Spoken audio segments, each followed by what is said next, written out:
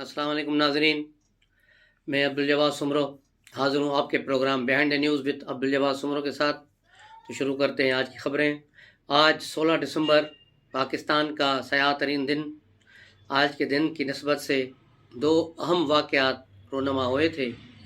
एक आपको याद होगा कि पाकिस्तान आज के दिन दो लख्त हुआ था 16 दिसंबर 1971 को, जब जनरल न्याजी ने उस वक्त हथियार फेंक कर भारत को अपनी गिरफ्तारी दी थी और दस्तखत करके बांग्लादेश जो है भारत के हवाले किया था।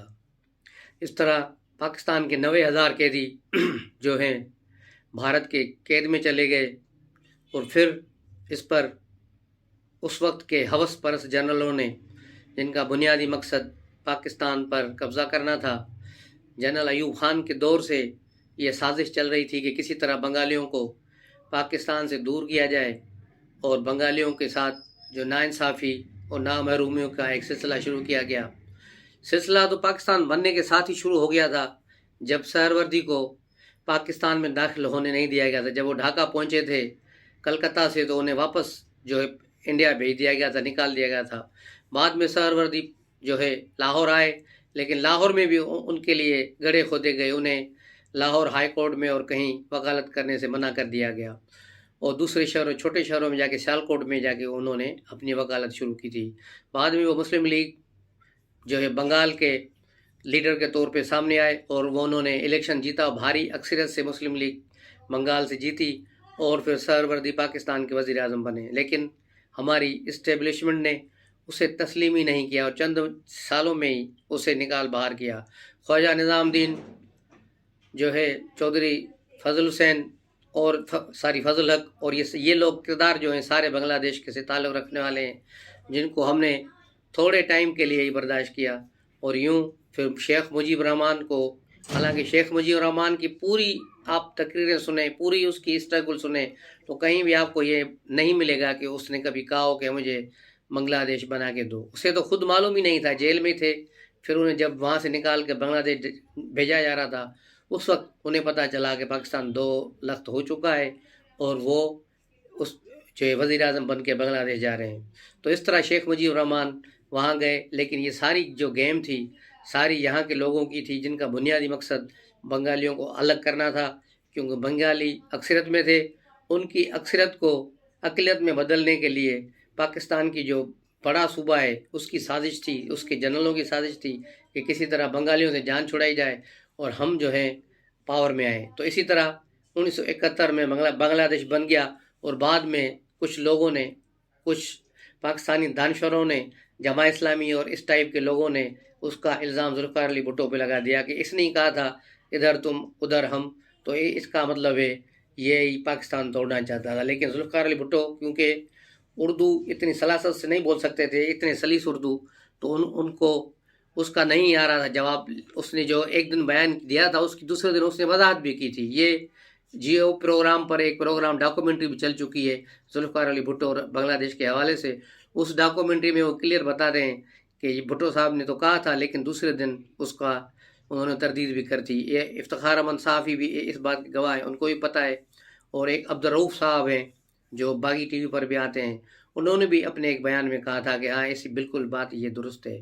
तो इस तरह बहुत सी गवाहियाँ मिली ज़ुल्फ़िकार अली भुट्टो के लिए, लेकिन फ़ौजी जनरलों के लिए कोई गवाही नहीं मिली। हवस परस्त जनरलों ने पाकिस्तान तोड़ा। हमूद रहमान कमीशन रिपोर्ट इस बात की गवाह है कि पाकिस्तान के ख़िलाफ़ किस तरह साजिशें हुई और किस तरह पाकिस्तान टूटा, सारी उसमें चीज़ें मौजूद हैं। पाकिस्तान टूटने के बाद एक टूटा फूटा मुल्क ज़ुल्फ़िकार अली भुट्टो के हवाले किया गया, क्योंकि फ़ौजी जनरलों ने देखा कि अब लोग उन्हें पकड़ के मारेंगे, क्योंकि उनकी वो जो मोराल थी वो ख़त्म हो चुकी थी। वो मुल्क आधा जा चुका था और उनमें इतनी जुर्रत, इतनी गैरत और इतनी हिम्मत थी नहीं कि वह इंडिया से बातचीत कर सकें, इंदिरा गांधी से बातचीत कर सकें और पाकिस्तान के कैदियों को छुड़ा सके और हज़ारों मील मुरबा मील जो इंडिया के कब्ज़े में था पाकिस्तानी इलाका, वो वहाँ से छुड़ा सके। तो उसके लिए उन्हें एक लीडर की ज़रूरत थी और ज़ुल्फ़िकार अली भुट्टो को उस वक्त आगे लाया गया और उसे पाकिस्तान का बकाया जो हिस्सा बचा था मगरबी पाकिस्तान, उसका इक़्तिदार दिया गया। लेकिन देखा जाए कि पाकिस्तान टूटने की बुनियाद उस वक्त रखी गई जब 1 यूनिट बनाया गया था। 1 यूनिट बनाकर पाकिस्तान को जो है ایک حصہ بنا کر 1 یونٹ بنا کر صوبوں کے اختیارات ختم کرا کر چھوٹے صوبوں کے اختیارات ختم کر کے صرف پنجاب کو دے دیے گئے تھے. سارے کام لاہور میں ہوتے تھے, لوگ جاتے تھے, اور اسی نفرت انگیز مہم کے بعد ہی پاکستان ٹوٹنے کی طرف گیا. اور یہ ساری سازشیں جنرلوں نے بنائی, کسی عام آدمی نے نہیں بنائی. جنرل نیازی سے لے کر عمران نیازی تک, ان دو آپ جو نظر پھرائیں گے پاکستان کی تاریخ پہ کہ جنرلوں نے جس طرح ہاتھ صاف کیا ہے اور جس طرح عمران پروجیکٹ کو آگے لائے اور پاکستان کو ایک بار پھر 1971 جیسے حالات کے دوراہے پر کھڑا کر دیا ہے. پاکستان آج بھی اسی مشکل میں ہے. پاکستان آج اس بھی تباہی کے دہانے پر ہے جہاں معاشی تباہی پاکستان کا انتظار کر رہی ہے. اور اس سے بچ نکلنے کے لیے ہی پھر انہوں نے پی ڈی ایم کا سہارا لیا, پی ڈی ایم کی جماعتوں کا, کہ بھائی اب پاکستان کو تم لوگ آ کے بچاؤ. عمران نیازی نے تو ڈبو دیا ہے. تو اب دیکھنا یہ ہے کہ پاکستان کیسے سروائیو کرتا ہے اور کیسے اس چیز سے نکلتا ہے. دوسرا ثانیہ پشاور APS کا آرمی پبلک اسکول پر جو حملہ ہوا طالبان کا, وہ انتہائی اہمیت کا حامل ہے. اور اس کی ٹائمنگ بھی انتہائی اہمیت کی حامل تھی کہ عمران خان کے دھرنے کو 126 دن ہو گئے تھے, جو لا حاصل وہ مجرے اور ڈانسیں ہو رہی تھیں, اس کا کوئی فائدہ نہیں تھا سوائے اس کے کہ وہاں کی زمین پر ناچ کے انہوں نے جو گھاس تھی وہ بھی ختم کر دی. لیکن فائدہ ان کو کچھ بھی نہیں ہوا, اور اس دھرنے سے جان چھڑانے کا بس یہی بہانہ تھا کہ یہ APS پر حملہ ہو گیا, اور اس کے آڑ میں پھر عمران خان نے اپنا دھرنا ختم کیا. تو یہ ساری چیزیں آپس میں مل رہی ہیں, ان کے ڈاٹس آپس میں ملائیں گے تو بہت سی چیزیں کلیئر ہوں گی کہ طالبان خان کون تھا, اور طالبان کا حمایتی کون تھا, اور طالبان کون تھے جنہوں نے یہ ساری حرکتیں کی. اور عمران خان کے دور میں ان لوگوں کو افغانستان جانے دیا گیا, اور اسی کے دور میں طالبان کے ساتھ پھر سیز فائر کے معاہدے ہوئے, اور پھر جو ہے طالبان پاکستان میں دوبارہ انٹر ہو گئے ہیں. سو اب اس بار پاک فوج کو چاہیے کہ وہ سختی سے ان کو نکال باہر کریں. 2 دن سے بھی افغان بارڈر پہ بھی حملے ہو رہے ہیں, وہاں چمن کے راستے کئی لوگوں کو شہید کر دیا گیا ہے, ان کو شہادت نصیب ہوئی ہے.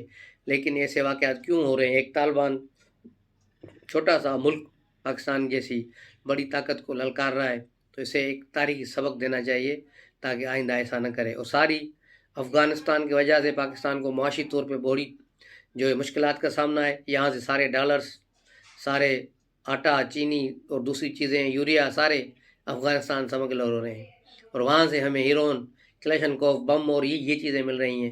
تو ان کا سدبھاؤ کرنا چاہیے, ان چیزوں کو روکنا چاہیے. تو اب آتے ہیں تھوڑا سیاسی خبروں کی طرف. تو توشہ خانہ لوٹ مار پر آج عطا تارہ نے بھی ایک پریس کانفرنس کی, اس میں مزید انہوں نے تفصیلات دی ہیں, کچھ چیزیں دی ہیں کہ کس طرح ان چیزوں کی کم قیمتیں لگا کر جعلی رسیدیں رکھی گئی ہیں. جن دکانداروں کی رسید رکھی گئی ہیں وہ اس بات سے انکاری ہیں کہ انہوں نے یہ چیز خریدی ہے. تو اس طرح عمران خان اس جو ہے کیس میں بری طرح پھنس گئے ہیں. اس سے نکلنا میں نہیں سمجھتا کہ وہ ان کے لیے آسان ہوگا. دوسری طرف مونس لائی نے پچھلے 24 گھنٹے میں عمران خان سے 2 مرتبہ ملاقات کی ہے. عمران خان کی فرمائش کے باوجود 2 مرتبہ بلانے کے باوجود بھی پرویز لائی وہاں نہیں گئے. مونس لائی کو بھیج دیا ہے بات چیت کے لیے, اور کل مونس لائی نے باقاعدہ کھل کر بات کی, اور جو ہے قومی اسمبلی کی 10 نشستیں اور 28 صوبائی اسمبلیوں کی نشستوں کی ڈیمانڈ کی ہے کہ یہ ہمیں دی جائیں. جس طرح میں نے کل بھی آپ کو اپنے ولاگ میں بتایا تھا کہ ان کا پروگرام یہی ہے کہ ہمیں یہ چیزیں دی جائیں, اور وہ بات آج مختلف اخبارات میں بھی آ گئی, صحافیوں نے بھی اپنے ولاگس میں بتائی ہے کہ کس طرح پرویز لائی چاہ رہے ہیں کہ انہیں یہ فنڈ ملے, یہ ساری سیٹیں ملیں گی اور ان کی کوئی سیکیورٹی ضمانت دی جائے گی, کوئی ضمانت دے گا, اس کے بعد ہی ہم آگے موو کریں گے. اس کے علاوہ پرویز لائی نے کل اخبارات میں اشتہارات جمع دے دیے ہیں ترقی کے لیے. 726 ارب روپے کے انہوں نے پروجیکٹ رکھے ہیں جو آگے 5-6 مہینوں میں وہ کرنے جا رہے ہیں.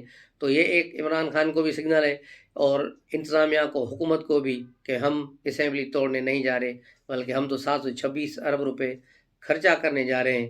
اس طرح انہوں نے PTI کے MPAs کو بھی جو عمران خان کی حمایتی تھے ان کو بھی بتا دیا ہے کہ آپ بھی اپنے اپنے فنڈ لیں, اپنے اپنے حلقوں میں کام کریں, اسمبلی توڑنے سے باز آ جائیں. تو اسمبلی توڑنا عمران خان کے لیے اب بہت ہی مشکل ہے, اور بہت ہی مشکل ہے اور نہیں ٹوٹے گی. جس طرح کل شاہ محمود قریشی اور فواد چودھری نے پریس کانفرنس کی, شاہ محمود قریشی نے جو بات کی اس کو کلیئر بات سامنے نظر آ گئی کہ شامن قریشی نے ایک نیا ڈرامہ شروع کر دیا کہ میں نے خط لکھا ہے قومی اسمبلی کے اسپیکر کو کہ اب وہ ہمارے سب کو بلا کے استعفے منظور کرائے، یعنی صوبائی اسمبلی کو سائڈ لائن کر دیا گیا اور اب ایشو اٹھا دیا قومی اسمبلی کا، تاکہ اس کو تھوڑا معاملے کو تیز کیا جائے اور یہاں کے جو صوبائی اسمبلی کی خبریں ہیں ان کو جو ہے پسے پش ڈالا جائے تاکہ لوگ اس چیز کو بھول جائیں، لیکن اس کو لوگ نہیں بھولیں گے۔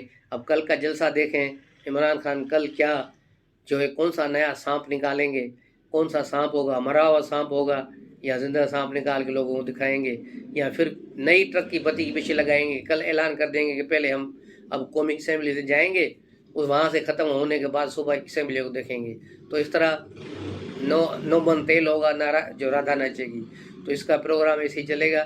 یہ اس طرح ہی لوگوں کو بیوقوف بناتے ہوئے اپنے لوگوں کو اور اس طرح ہی کام نکالیں گے، اگلے انتخابات تک انتظار کریں گے۔ اس کے پاس عمران خان کے پاس اس کے علاوہ کوئی راستہ نہیں۔ عمران خان کے لیے یہ شور شرابہ ڈھڑم ڈھکا کرنے کا بنیادی مقصد صرف اور صرف گرفتاری سے بچنا ہے۔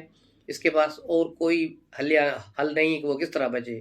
اس لیے وہ جنرل باجوہ کو اس نے اپنے نشانے پہ رکھا ہوا ہے، وہ ساری جو ہے اس کے خلاف پروپیگنڈا مہم شروع کر دی ہے کہ باجوہ نے مجھے یہاں یہ کیا، وہاں وہ کیا، وہاں مختلف جو ہے طریقوں سے یہ باتیں کر رہا ہے، لیکن ایسا کچھ بھی نہیں ہے۔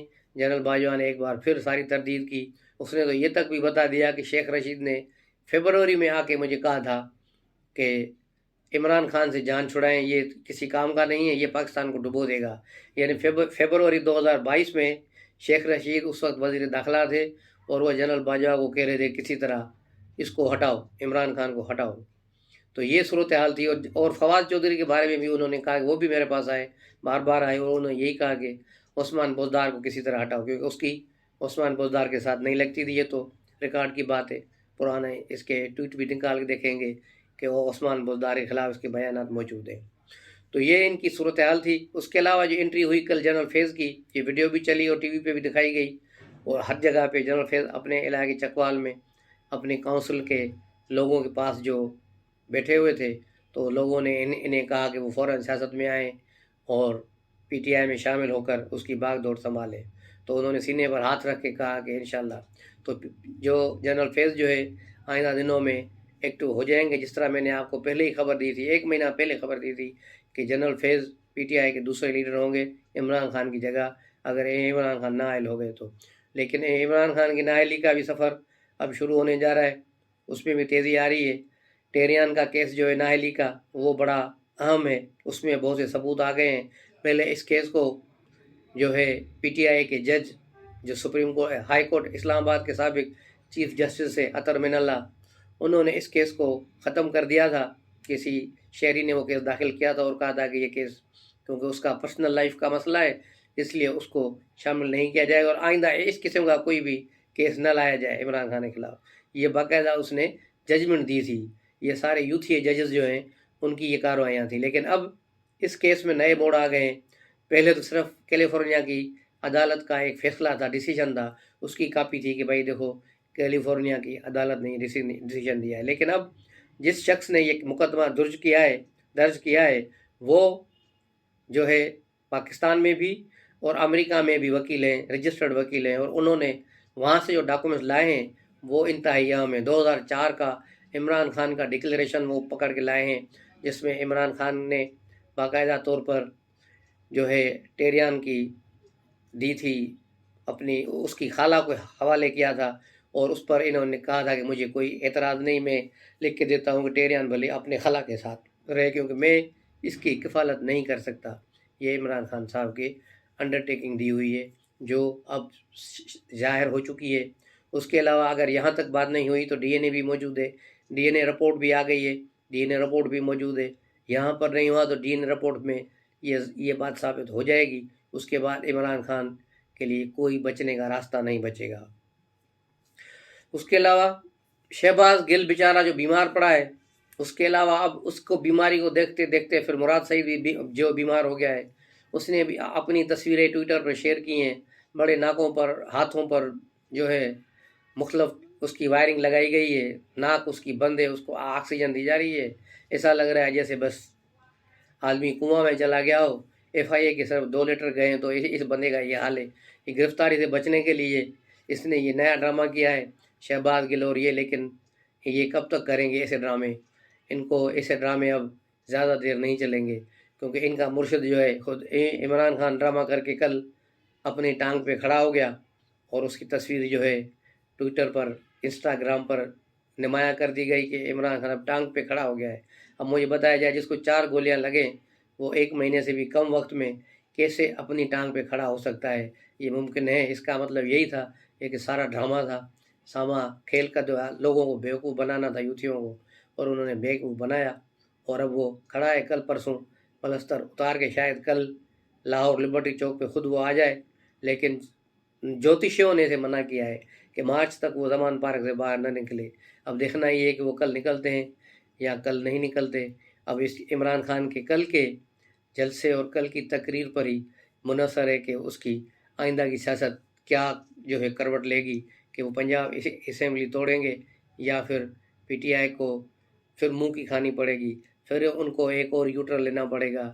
یو ٹرن خان اب یو ٹرن لے گا یا نہیں، یہ کل پتہ چلے گا۔ تو کل تک کے لیے خدا حافظ، السلام علیکم۔